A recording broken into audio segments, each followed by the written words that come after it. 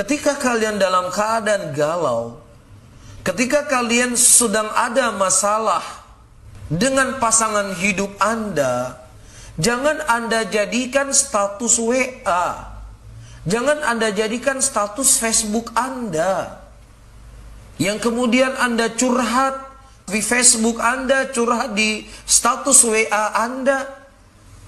Ya, Anda membongkar sendiri apa yang ada di rumah Anda. Dan saya ingin tanyakan, apakah itu bisa menyelesaikan masalah?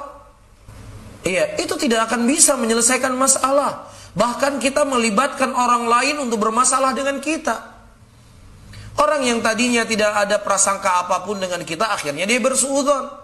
Bisa dia bersuudzon dengan si wanita tersebut, atau dia bersuudzon dengan suaminya. Sehingga ini bukan solusi. Ini nggak bisa menyelesaikan masalah. Bahkan ini memperbanyak masalah. Masalah itu ibarat api.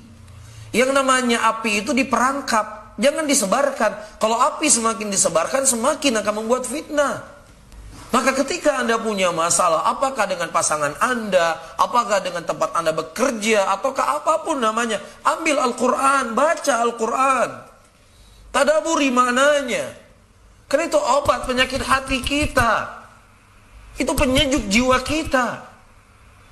Ya, jangan membuat hal-hal yang konyol. Ya, nanti ketika emosi kita sudah mulai menurun, emosi kita sudah normal, kita baca lagi status WA kita. Astagfirullahaladzim. Ya, ngapain saya tulis kayak gini? Cuman sudah kadung dibaca sama orang, sudah kadung di-share sama orang, kita udah nggak bisa balik lagi.